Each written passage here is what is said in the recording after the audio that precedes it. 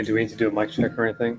I think if you can see it on your... I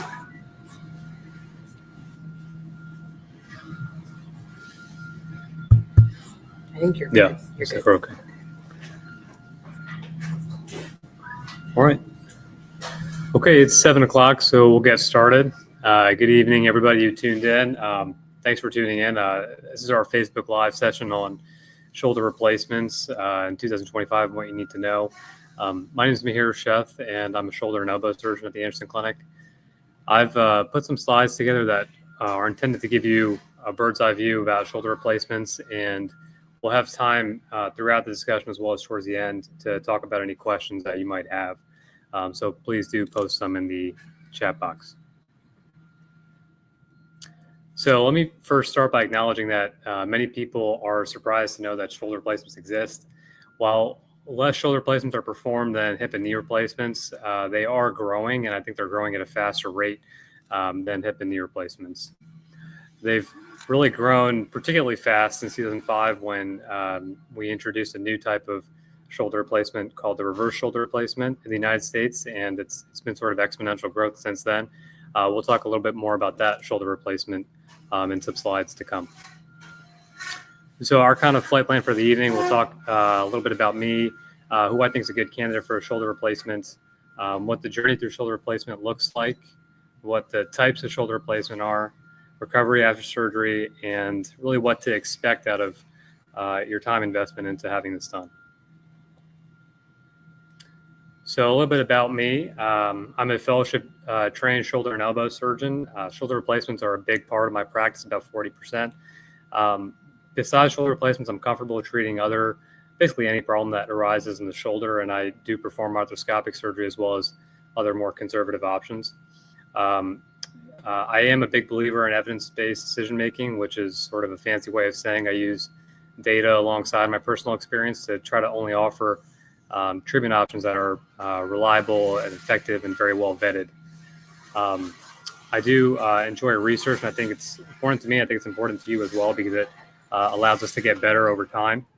And lastly, I would tell you that I am passionate about shoulder replacements. I think among all the shoulder surgeries I do for the appropriately selected patient, I think they provide probably the most dramatic improvement that I can provide, and people really do get back to doing what they want to do. So we'll start talking a little bit about who I think is a good candidate. I think there are basically three major criteria. The first is that you have to have a shoulder problem that can be made better with the shoulder replacement, obviously. The second is you need to have good physical and mental health. And the third, I think it really helps to have a support system for recovery. So going into a little bit about what problems can be made better with a shoulder replacement, typically it's having persistent shoulder pain and dysfunction that's related to having moderate to severe arthritis or a large rotator cuff tear that cannot be repaired or that's failed previous surgery, or having both of those problems. So it's one of arthritis, a cuff tear, or both of them. There are some other less common reasons, but arthritis, cuff tear are usually the most common ones. The word persistent is also important. There are a lot of treatment options before shoulder replacement that can be helpful. Those include things like injections, physical therapy, anti-inflammatory medication. Physical and mental health is also really important. This is elective surgery, and so we do everything we can to, cross our T's and dot our I's about your health before going down this road. Some things that commonly come up in my discussions with patients are that age is just a number. Every week I meet 80-year-olds who are still playing pickleball and look like they're 50. So I don't have any particular age cutoffs. I don't also have any BMI cutoffs. That's in contrast to some hip and knee surgeries. And the shoulder, having a higher BMI doesn't seem to affect your outcome as much. So I don't have a cutoff like they might. One thing I do put a lot of stock into is being steady on your feet. So I do typically check your balance if that's an issue for you. Oftentimes when we fall, we use our shoulders to take the weight of the fall, and that can lead to some bad results. Last thing I think is important is having a support system for your recovery. This is particularly important during the first few weeks when you're out of your normal routines, you're wearing a sling, and uh, you may not have anticipated all the things that are difficult for you in your daily life. That support person could be a friend, a neighbor, an adult child, a spouse. Um, I think having the point is to really prepare to have someone there to help you. If you don't, we can make preparations and talk about what other options there are. And just to kind of round out that topic, if you aren't the best candidate for a shoulder replacement, the nice thing about working at the Anderson Clinic is that we do have a number of people who can help you in other ways that I could refer you to. All right, so the next thing we'll talk about is just an overview of someone's journey through a shoulder replacement. So I put together a little timeline. Basically, it starts in the clinic when we decide to go down this road of a shoulder replacement. That would be after you've tried everything else, and the pain and the dysfunction is that persistent pain dysfunction that takes you down this road. The first step on this timeline is pre-surgery evaluation. There are basically two steps to that. The first is to be seen by one of our nurse practitioners at our perioperative evaluation optimization clinic or your primary care doctor. And they just do a head-to-toe evaluation of your health to make sure all of the things like your blood thinners, your diabetes, your blood pressure, everything is well managed before the day of surgery. I also meet with you the week before surgery to go over any last minute questions and to basically repeat everything we probably discussed at the visit that we decided to do surgery. The day of surgery is the next stop. Most shoulder replacements that I do are outpatient. I mean, you go home the day of surgery. We have systems in place to make this a smooth and pretty seamless process for you. But if you have hesitations, I have no problem with staying overnight. Most people, when they do stay overnight, they go home the next morning without issue. After that, I'll see you at 2 weeks. So immediately after surgery, you'll be placed in a sling, and I ask you to wear that sling at all time for the first 2 weeks. After the 2-week visit, you're allowed to start coming out of the sling during the day, and I show you some exercises to do on your own at home. We see each other again about a month from there or 6 weeks from surgery. At that visit, we check on your motion, and we start having you move in any direction. Many patients start physical therapy at that point, but not everybody has to do physical therapy. Some people do sort of take off at this visit and do things on their own. Probably the most happy thing about the 6-week visit is that you don't have to wear the sling anymore, which it can be an annoyance for people, particularly when they try to sleep.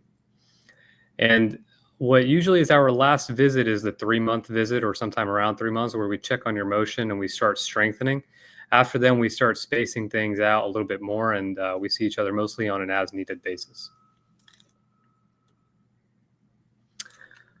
Now we'll go into types of shoulder replacement, which is something that I'm often asked about. There are mainly 2 types of shoulder replacement. One is an anatomic shoulder replacement, which is the one on the left side of the screen. And there's a different type of replacement called the reverse shoulder replacement, which is on the right side of the screen. This is what they look like, and we'll go into a little bit more detail about them. An anatomic shoulder replacement is probably what you intuitively think of when you think about any joint replacement. The ball of the shoulder joint gets replaced with the ball, which is this metal shiny ball over here. And the socket gets replaced with this yellow piece of plastic. Basically, this surgery gives your worn out bone spur joint smooth surfaces so that it can start to move in a frictionless way like it did before you had arthritis. In order for this shoulder replacement, you need 2 conditions. One is that you need to have an intact rotator cuff. And the second, which comes up, is that you need to have a good enough amount of bone to support this plastic component and its pegs that need to be stable in that bone. The other type of shoulder replacement is a reverse shoulder replacement. So this shoulder replacement is when the ball gets replaced with a socket and the socket gets replaced with a ball. And the ball that goes in the socket gets attached to that socket with plates and screws that you can sort of see on this image of the implant on the left side of the X-ray. This is a good option for people who do not have a rotator cuff. The rotator cuff is it's a set of muscles and tendons that keep that ball stable on the socket and give your shoulder a fulcrum to move up and down. If you don't have a rotator cuff, then the way this reverse shoulder creates a ball and socket in the shoulder kind of gives you a new fulcrum. So if the anatomic shoulder gave you smooth surfaces, the reverse shoulder gives you smooth surfaces and a new fulcrum. The other way in which it's useful is that if you are someone who's lacking in bone on your socket side, and I'm worried about those plastic pegs being fixed well enough, then the plates and screws are more robust. People, have Dr. Google to ask before me, and they often want my opinion on whether one replacement's better than the other. They have a neighbor who had one replacement and really liked it, and one, everybody has an opinion on anatomics and reverses. I would say there's not even much agreement among shoulder surgeons about this. I thought I'd put a few slides together to give you some of my perspective on it. I think by and large, anatomic and reverse shoulder placements are different solutions for different problems. Just like you can have a hammer for a nail and a screwdriver for a screw. Those are different solutions for different problems. For me, whether you are more appropriate for one or the other comes down to two questions, and those are whether you have a good rotator cuff and whether you have good enough bone to support an anatomic socket. So this is my, sort of algorithm that's general and for most people. So if I haven't stated clearly enough, there are some exceptions to this. But first question I ask is if you have a good rotator cuff. If you don't, then you're a candidate for a reverse shoulder replacement. If you do, then I ask myself if you have good enough bone to support anatomic socket. And if you don't, then I think you're going down the reverse shoulder replacement route. And if you do, then I think you're a candidate for an anatomic shoulder replacement. This might be different from other people's algorithms. Some people do a reverse shoulder replacement for basically everything. And I think there's no right or wrong answer at this point in time. A couple other things that are good to sort of understand. People can have the same replacement for different problems. And so if you're trying to extrapolate someone with a shoulder replacement experience to you, I think it's important to make sure you're not comparing apples and oranges. In general, I think the results of shoulder replacement for arthritis with a good rotator cuff are much better than, or a little bit better than, arthritis with a bad rotator cuff. If we are truly comparing apples to apples, so let's say we're comparing people with only arthritis and they all have a good rotator cuff and they all have good bone support, I do think an anatomic is just a little bit better if everything goes well. I think it provides a little bit better rotation. Your shoulder feels a little bit more normal. And I think it lessens the risk of some problems that can be difficult to manage that only seem to happen with reverse shoulder replacements. That being said, I think a reverse can have a great result even for people with good bone and a good rotator cuff. So I guess that's a long way of saying that sometimes it is okay to put down that screw with a hammer. But personally, I do like doing anatomics for these people. Two other types of shoulder replacement that I'll mention that I perform. One is a ream and run hemiarthroplasty, also known as a hemiarthroplasty with concentric glenoid reaming. This is a partial shoulder replacement that's a good option for very active people with arthritis who want to go back to something very high impact or demanding, like heavy weightlifting or mountain biking or jumping out of planes or something that puts that plastic socket at a risk of loosening during their lifetime. The last option I do perform on occasion is a CTA hemiarthroplasty. This is another partial shoulder replacement, and this is for patients who are almost the opposite of a ream and run. There are people who don't do as much with their shoulder, and their goals for that shoulder are a little bit less. They often don't have a good rotator cuff and or have lost a lot of bone on their socket side to the point that even putting those plates and screws of the reverse shoulder replacement makes me a little bit concerned about things loosening or breaking. So doing this partial shoulder replacement can be a more conservative option to get you where you want to be without putting you at excess risk of complications. All right, we'll move on to talking about the recovery after surgery. So if you can't remember anything I say, my rehabilitation protocols are available on my Anderson Clinic webpage. If you go to our website, look up the care team, look up my name, and then scroll a little bit down.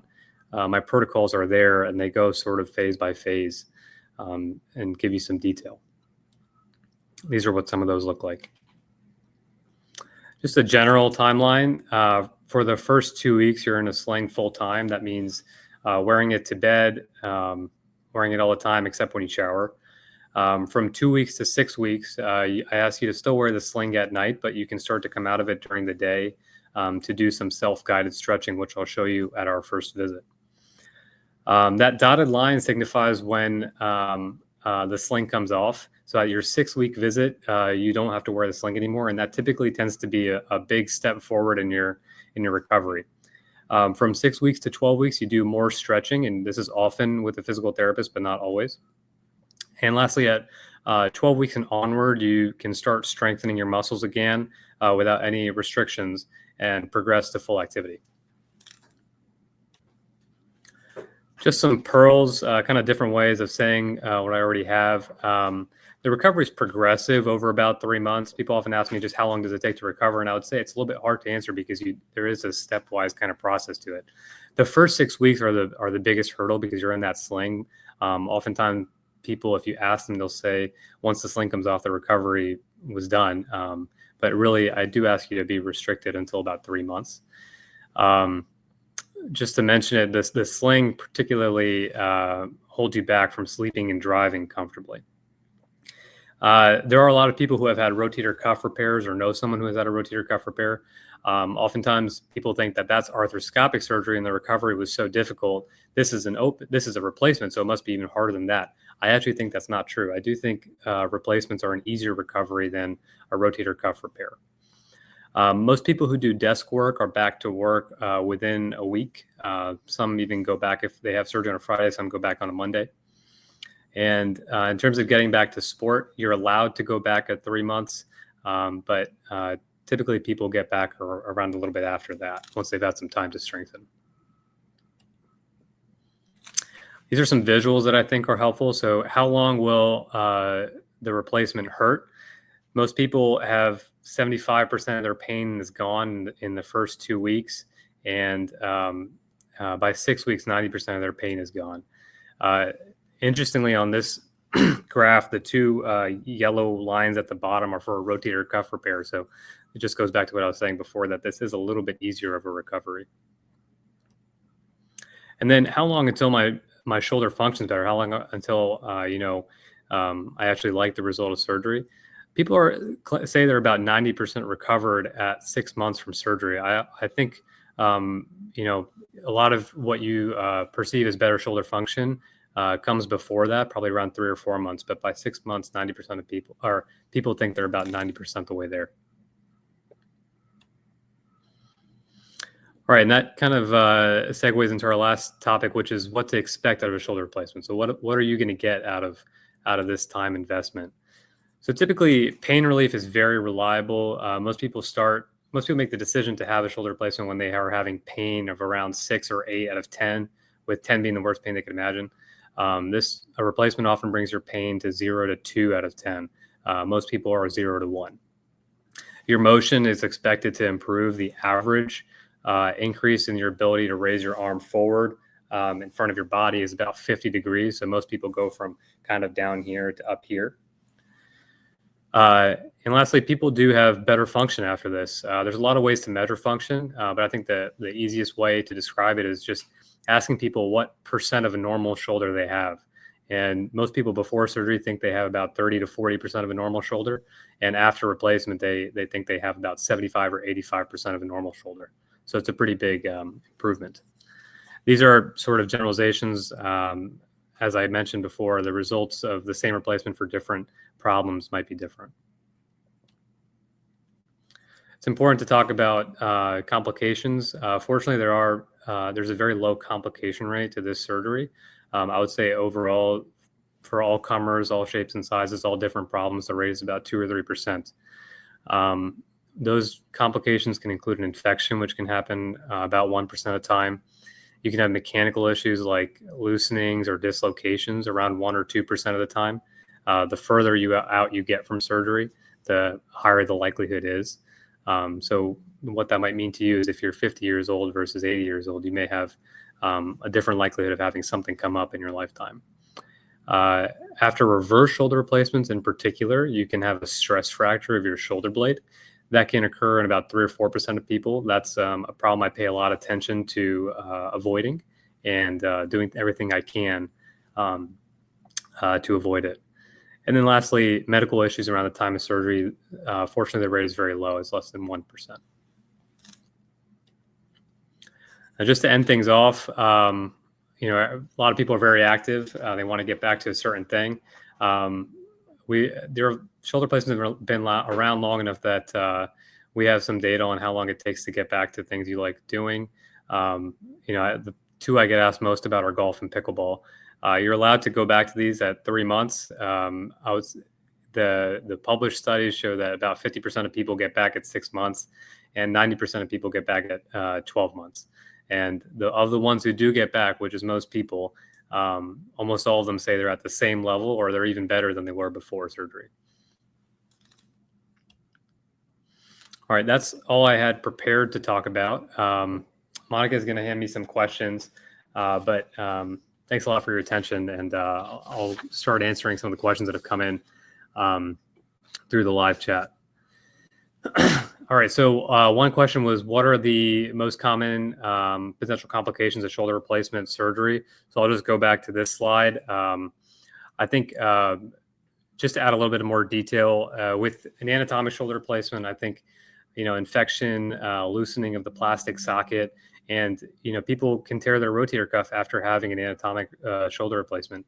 Those are the most common complications. I would say the rate of those happening is fairly low, but it all depends on how long after surgery we're talking about. With a reverse shoulder replacement, the most common complications are infection, this stress fracture of this bone on the top of your shoulder, and there are very rare cases of dislocations that can happen in people who have very little rotator cuff left in their shoulder. Next question we have is, what are the chances of infection or nerve damage? Chance of infection is around 1%. The chance of nerve damage is well less than 1%. It's a possibility, but it's well less than 1%. What is the expected lifespan of a shoulder implant? This is a good question, and it's a very hard one to answer. Any information we have is based on what we were doing 10 or 20 years ago, and I do think that we've gotten a lot better. The best we know about anatomic shoulder replacements, and this is sort of my summary of multiple papers that have looked on the topic, is that at about 10 years from surgery, about 90% of people still have the same shoulder replacement that they had put in. It hasn't been changed out. That doesn't necessarily mean they're all doing well, but that's sort of the numbers we have.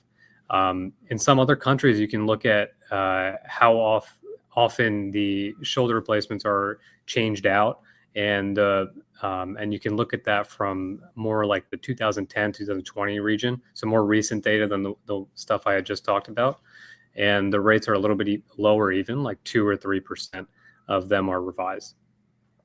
With a reverse shoulder replacement, I think we know even less because it's a newer shoulder replacement. At about 10 years from surgery, it also seems that about 90 to 95% of people still have the same shoulder replacement they had put in originally. Are there any alternatives to replacement, and what are they? Yes, and it depends a lot on the problem that we're treating. So let's say, I'm going to go back a couple of slides. So there are people who often have a big rotator cuff tear that is at such a high risk of not healing that going through that 5 or 6 month recovery from a repair is probably not worth your while. And there's a lot of people who are sort of in between having a replacement or doing something short of replacement. If we're talking about surgical alternatives for that person with that rotator cuff problem, there are arthroscopic cleanup surgeries that can make you better if you're looking for a more conservative option.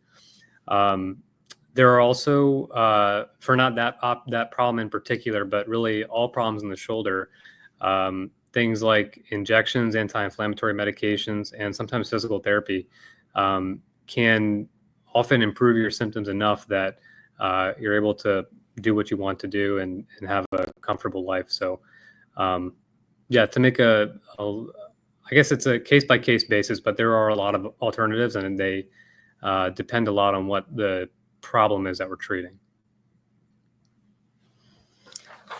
I got some more questions. What makes a replacement an easier recovery? That's a good question. It's just that a rotator cuff repair relies on the tendon to actually heal down to bone. And not for lack of trying, there's nothing we can do to make that tendon heal down to bone any faster than about 3 months of not doing too much with your shoulder. This is in contrast to a shoulder replacement in which, we're putting new smooth surfaces in, and it's sort of more of a carpentry operation rather than trying to get something to heal back down to bone. So, yeah, just getting tendons to heal back down to bone is so slow that the replacement, which doesn't need that to happen, is a bit of an easier recovery. All right, another question we have is someone's loved one has significant dysfunction and arthritis, but little in arthritis, but little pain. Would a shoulder replacement help their function? There are some people who have arthritis that is associated with a lot of bone spurs, a lot of flattening of what used to be rounded surfaces that could move well. And they basically have more of a problem with shoulder stiffness or not being able to reach to a high shelf or push their arm away from their body just because things are so tight. They don't necessarily have pain, but they have that tightness. I would say that's a pretty uncommon problem to have, but it does happen. And those people can be made better by a shoulder replacement, which takes away those bone spurs and makes the shape of things back to being things that can actually roll around each other. But of course, there are conservative options too.